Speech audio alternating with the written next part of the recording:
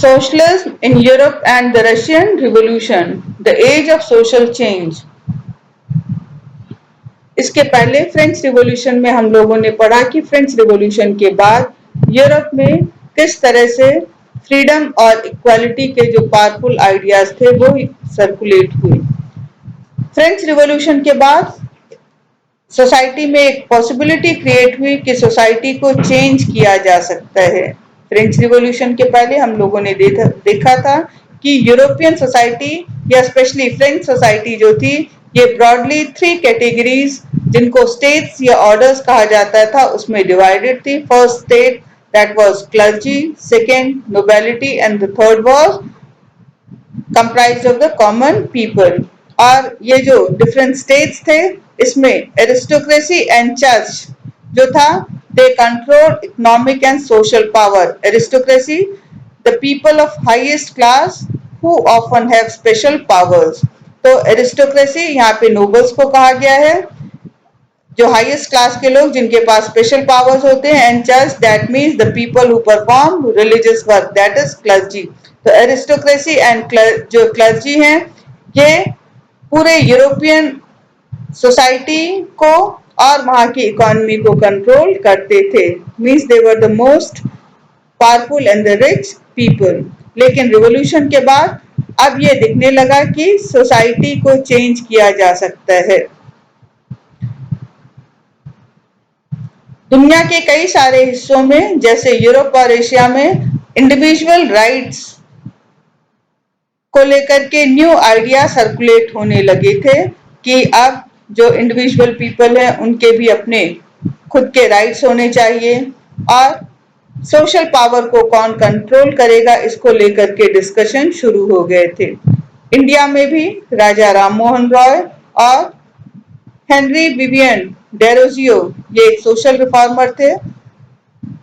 इन्होंने French revolution के significance को लेकर के उसके इंपॉर्टेंस को लेकर के बात करना शुरू कर दिया था।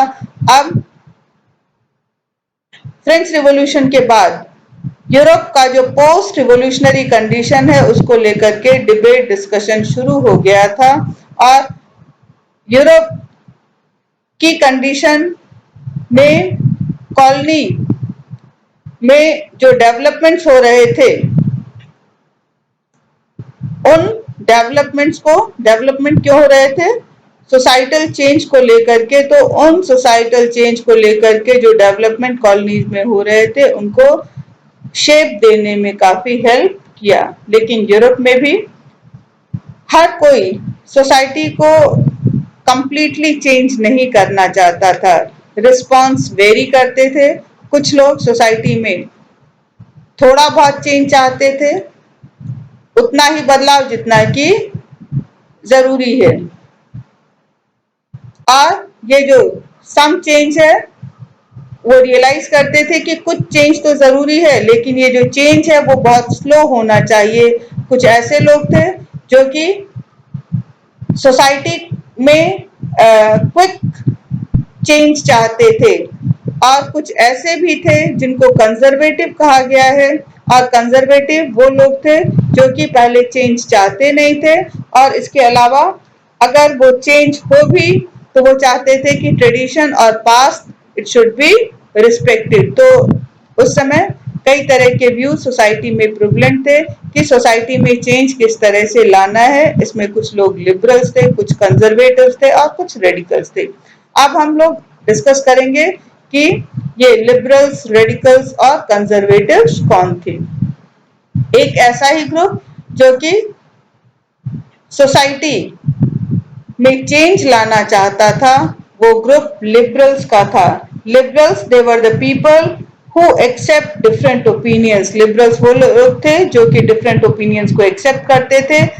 कह सकते हैं they are the tolerant people. ये टॉलरेंट लोग थे। लिबरल्स चाहते थे कि देश ऐसा हो जिसमें सारे रिलीजन्स को टॉलरेट किया जाए।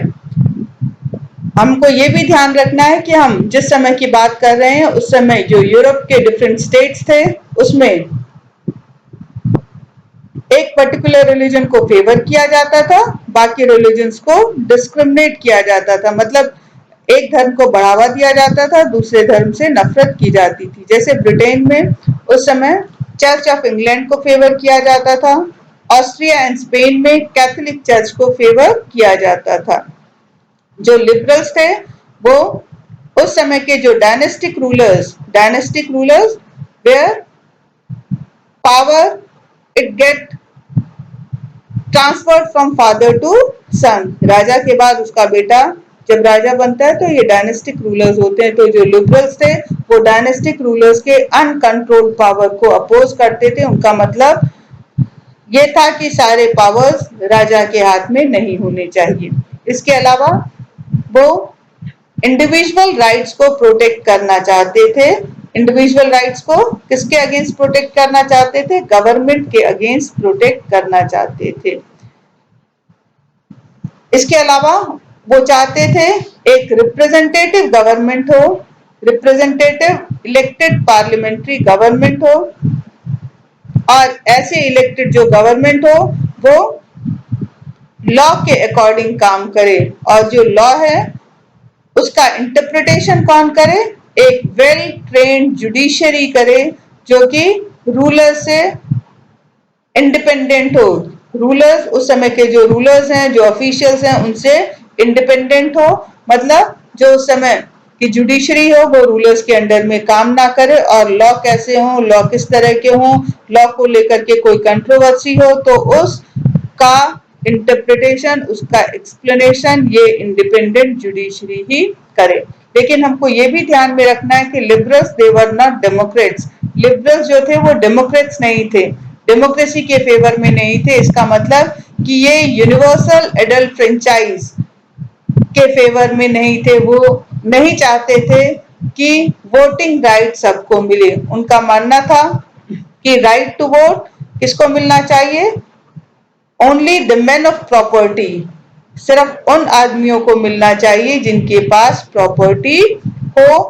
और वो वुमेन्स को वोटिंग राइट देने के फेवर में नहीं थे। इसके अपोजिट जो रेडिकल्स थे वो एक ऐसा देश चाहते थे जहां पर गवर्नमेंट कंट्री की मेजॉरिटी पॉपुलेशन पर बेस्ड हो।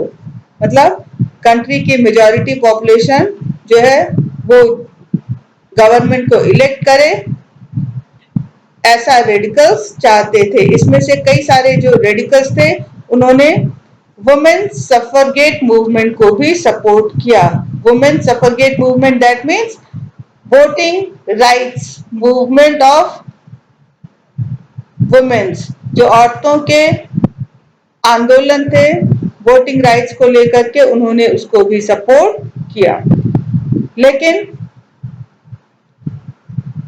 लिबरल्स के अपोजिट इन्होंने जो लैंडलॉर्ड्स और वेल्दी फैक्ट्री ओनर्स थे उनके प्रिविलेजेस को अपोज किया। इन्होंने जमींदारों का या जो फैक्ट्री के मालिक थे उनके जो विशेष अधिकार थे उसका इन्होंने विरोध किया। ये प्राइवेट प्रॉपर्टी के अगेंस्ट नहीं थे, लेकिन इनका मानना था कि जो प्रॉपर्टी है वो कुछ ही लोगों के पास नहीं होनी चाहिए, सबके पास प्रॉपर्टी होनी चाहिए। मतलब सबको प्रॉपर्टी रखने का राइट होना चाहिए। जो कंजर्वेटिव्स थे उन्होंने रेडिकल्स और लिबरल्स दोनों को अपोज किया या दोनों के अगेंस्ट थे। फ्रेंच रिवॉल्यूशन के बाद इवन कंजर्वेटिव्स को भी समझ आ गया था कि सोसाइटी में जो चेंज हो रहे हैं उसको रोका नहीं जाना चाहिए और उसको रोका नहीं जा सकता है। तो कंजर्वेटिव्स ने भी चेंज को लेकर के या चेंज के नीड को लेकर के अपने माइंड को ओपन कर लिया था। उन्हें समझ आ गया था कि अब चेंजेस को रोका नहीं जा सकता। 18th सेंचुरी के बिगनिंग में जो कंजर्वेटिव्स थे वो चेंज को अपोज कर रहे थे, लेकिन 19th सेंचुरी आते आते उन्होंने कुछ चेंजेस को एक्सेप्ट कर लिया। उन्होंने ये मान लिया कि चेंज को रोका नहीं जा सकता, लेकिन उनका विश्वास था कि पास्ट को रिस्पेक्ट किया जाना चाहिए और जो भी सोसाइटी में बदलाव लाया जाए वो काफी स्लो होना चाहिए, पीसफुल होना चाहिए। Industrial society and social change. ये जो नए पॉलिटिकल ट्रेंड्स सोसाइटी में दिखाई दे रहे थे वो एक तरह से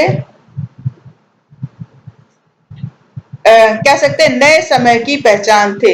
ये वो समय था जबकि समाज में और इकोनॉमी में बहुत लार्ज स्केल पे बड़े पैमाने पर बदलाव हो रहे थे। ये वो समय था जबकि नए शहर बन रहे थे, इंडस्ट्रियल रीजन्स डेवलप हो रहे थे, रेलवेज एक्सपैंड हो रही थी और इंडस्ट्रियल रिवॉल्यूशन हुआ था यूरोप में। इंडस्ट्रियलाइजेशन के बाद जो मेन वुमेन और चिल्ड्रन ये फैक्ट्रीज में आ गए। कहने का मतलब इंडस्ट्रियल रिवॉल्यूशन के बाद फैक्ट्रीज जो स्टैब्लिश होना शुरू हो गई थी और अब फैक्ट्रीज में आदमी, औरत और बच्चे काम करने के लिए आने लगे थे। वर्किंग आवर्स जो वर्कर्स के थे, स्पेशली हम अगर मजदूरों की बात करें, मेन वुमेन और children, they work in the factories as labourers. ये एज अ मजदूर फैक्ट्रीज में काम करते थे। फैक्ट्रीज में वर्किंग आवर्स काफी लॉन्ग थे। वेजेस जो इनकी मजदूरी थी वो बहुत ही कम थी। अनएम्प्लॉयमेंट, बेरोजगारी बहुत ही ज्यादा कॉमन थी, स्पेशली उस समय में जबकि इंडस्ट्रियल गुड्स की डिमांड बहुत ही कम हो जाया करती थी। इसके अलावा जो इंडस्ट्रियल सिटीज थे वहां पे हाउसिंग प्रॉब्लम भी थी, रहने के लिए मकानों की भी समस्या थी, साफ सफाई की भी प्रॉब्लम थी, क्योंकि इंडस्ट्रियल टाउन जो काफी तेजी से डेवलप हो रहे थे और जो लिबरल्स और रेडिकल्स जो थे वो इन सारे प्रॉब्लम का सॉल्यूशन चाहते थे।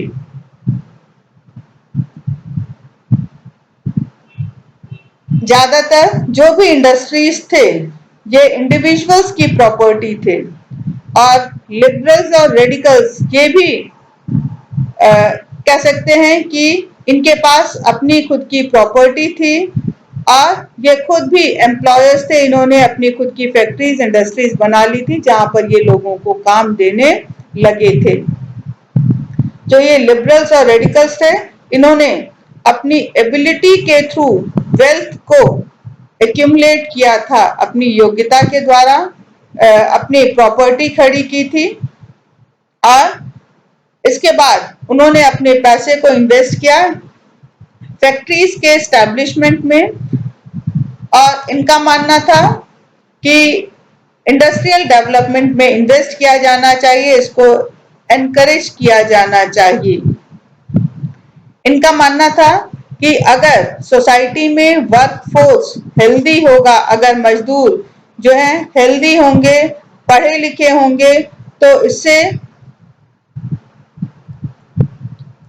इनका वर्किंग एफिशिएंसी बढ़ेगी। जब वर्किंग एफिशिएंसी बढ़ेगी, ये अच्छा काम करेंगे तो प्रोडक्शन ज्यादा होगा। जब प्रोडक्शन ज्यादा होगा, ज्यादा काम करेंगे तो इन्हें सैलरी भी ज्यादा मिलेगी और जब इन्हें मजदूरी ज्यादा मिलेगी तो इनकी परचेजिंग पावर बढ़ेगी। परचेजिंग पावर बढ़ेगी तो ये ज्यादा सामान खरीदेंगे।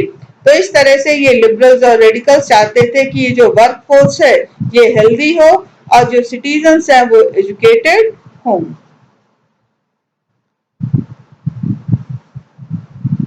इन्होंने जो ओल्ड एरिस्टोक्रेटिक ग्रुप था, इनके जो प्रिविलेजेस थे जो उन्हें बाय बर्थ मिले हुए थे, उनको अपोज किया और इनका मानना था कि इंडिविजुअल एफर्ट, इंडिविजुअल लेबर और एंटरप्राइज को वैल्यू किया जाना चाहिए, उसको रिस्पेक्ट किया जाना चाहिए। अगर इंडिविजुअल्स के फ्रीडम को इंश्योर किया जाएगा और अगर गरीब भी मेहनत कर पाएगा तो उससे क्या होगा, अगर गरीब भी मेहनत करेगा, काम करेगा तो उसकी इनकम बढ़ेगी। जब इनकम बढ़ेगी तो वो उस पैसे को इन्वेस्ट करेगा ज्यादा सामान खरीदने में और जब ज्यादा सामान खरीदेगा इंडस्ट्रियल गुड्स की डिमांड बढ़ेगी तो इससे इंडस्ट्रियलिस्ट को भी फायदा होगा, पूरी सोसाइटी को फायदा होगा। तो इस तरह से जो सोसाइटी में वर्किंग मेन और वुमेन थे ये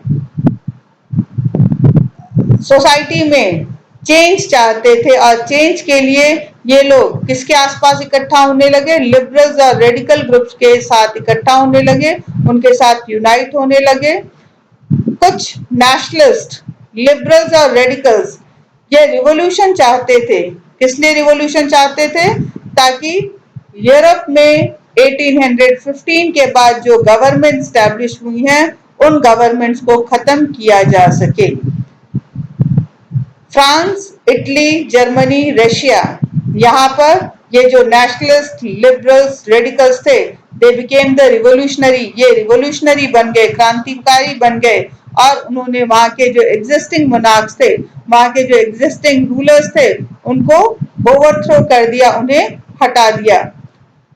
जो नेशनलिस्ट थे ये रिवॉल्यूशन चाहते थे। नेशनलिस्ट का मानना था कि रिवॉल्यूशन के थ्रू ही नेशंस क्रिएट होंगे और नेशन जो राष्ट्र ये वो जगह होगी जहां पर सभी सिटीजन्स को इक्वल राइट्स मिले होंगे। 1815 के बाद गिउसेप मैज़िनी जो कि एक इटालियन नेशनलिस्ट था, इसने दूसरों के साथ मिलकर के कॉन्स्पिरेसी की और वहां पर अपना जो एम था इटली को एक नेशन स्टेट बनाने का, उस एम को अचीव किया। और दूसरे जगह के जो नेशनलिस्ट थे जैसे इंडिया के या और दूसरी जगह के, उन्होंने गिउसेप मैज़िनी के राइटिंग्स को, उनके व्यूज को पढ़ा।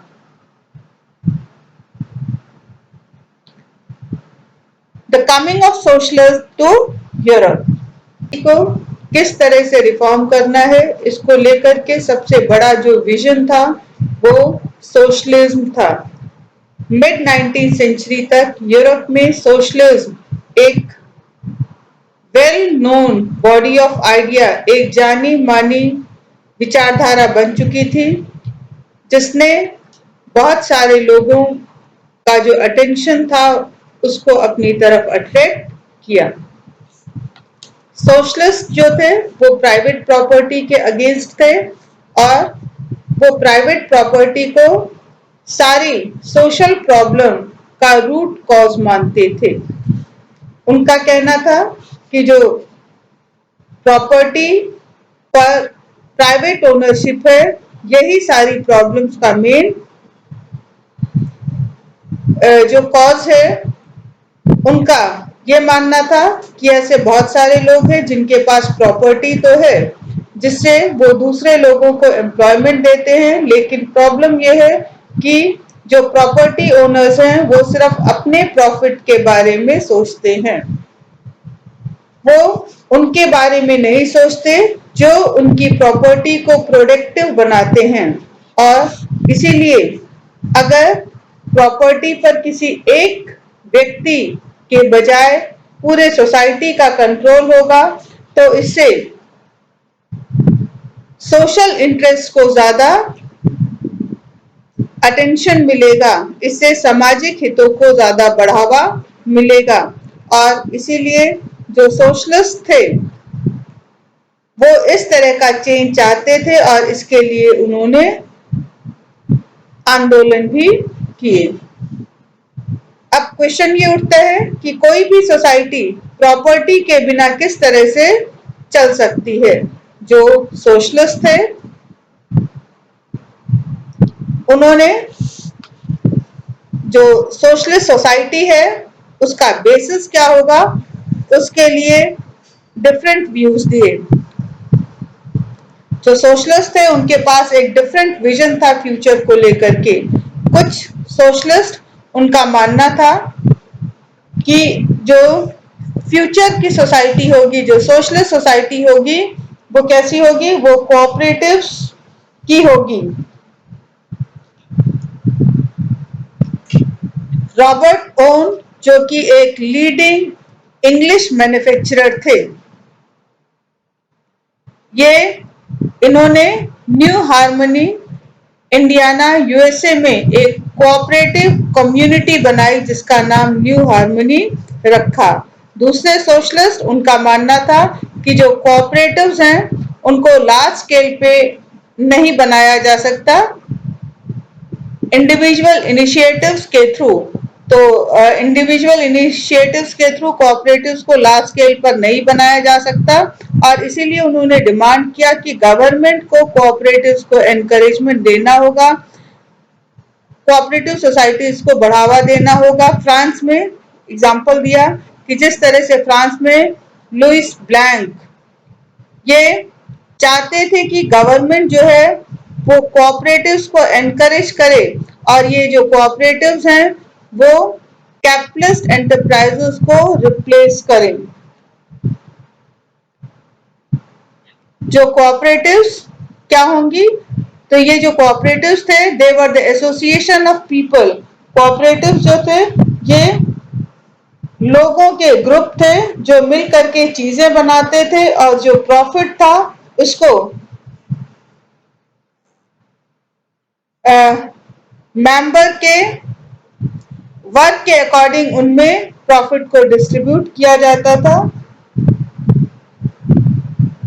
कार्ल मार्क्स और